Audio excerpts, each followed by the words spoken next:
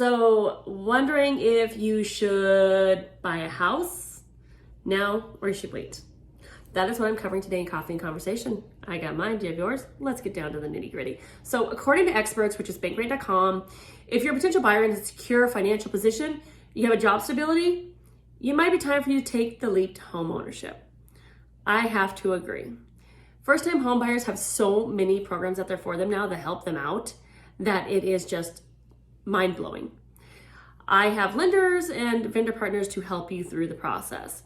So first thing you got to do is make sure that you have enough saved up.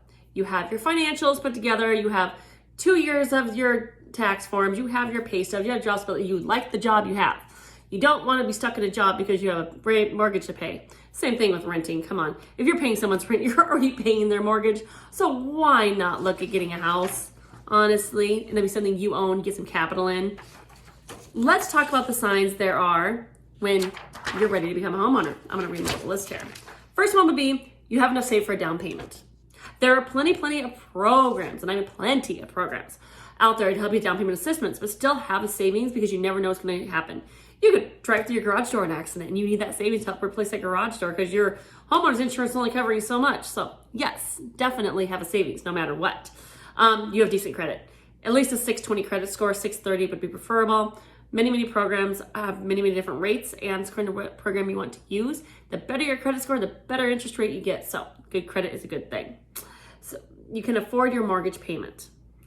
Do not go get a mortgage that is going to require both salaries to cover the mortgage. Because when you do that and something happens, honey boo boo, you are over a steep cliff without a parachute.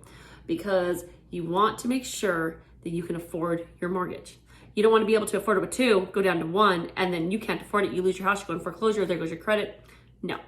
Make sure you can afford everything on one person's salary, not both. Because God forbid something happened, but things do happen, so you want to be prepared. Then make sure that you have steady employment. You've been there at least a year, you enjoy where you're working at, like I said earlier. Then you don't have to keep your job to make your mortgage payment because that is never any fun. No, it's not. I've been there, done that. You plan to live in the home for at least 2 years. 2 years minimum, so you learn what you like about the house. Maybe you can revamp some things and make it lovely. Maybe you want to go to a different area. Maybe you want a more one-level house. Maybe you want more grounds so kids can play, dog can run, whatever. At least live there 2 years. And think about it. This house is yours. You can revamp the inside and even the outside to meet your needs. Look at the community, look at the maintenance, look at what you want, what you plan on doing with the house before getting the house. And that's where I come in because I help you figure all that out and I show you where to go to look at these areas. Then, you're tired of renting. Yes, literally. People get so sick of renting. I don't blame you. The crazy neighbors, the things, oh, you can't have your bird. Oh, you can't have your cat. Oh, you can't have your lizard. Some people have lizards. They get allowed to have lizards. You're not allowed to have a cat or a dog or a bird or any kind of animal. You can't even have a goldfish in some places. Yes, definitely. If you are an animal lover, you need your own place. Otherwise, you're paying those astronomical fees they charge for your rent to have the animal there. And honestly, if you're already paying rent, you're paying someone else's mortgage, so why not pay your own?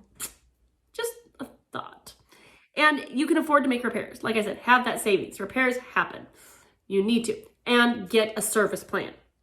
My clients, I tell them exactly where to go to get the service plan because they are the best and I love it. Now, you're ready to grow up. This is the biggest thing. Something I harp on my girls about. Well, I should say my middle daughter. Love her to death, but yes. Spending is not good, especially absent spending. You need to plan out what you want to spend, what you want to buy, what you need to get. You can't go on a shopping spree and afford a house because pretty soon you can't pay your bills, you go into foreclosure, you have horrible credit, you can't refinance if you need to, anything like that. Don't go on spending sprees because it takes a lot of responsibility to have a house. And it takes adulting, as I call it. Sometimes I don't even want to adult, to be honest with you. But you have to adult when you have a house. With that being said, if you have any questions, don't hesitate to call or text or even email. My phone number is 507-884-5711. My email is shanda.granddebuts@gmail.com. When you're ready to start adulting and you're ready to buy a house, I'm ready to be your realtor. Call me. Get a hold of me. I will help you through the process and I will not just throw you in. Been there, done that. Didn't like it, so I will not do it to you. It's part of the reason I got into real estate. You have an amazing day, and enjoy your coffee. It's kind of a cloudy day. You'll need it.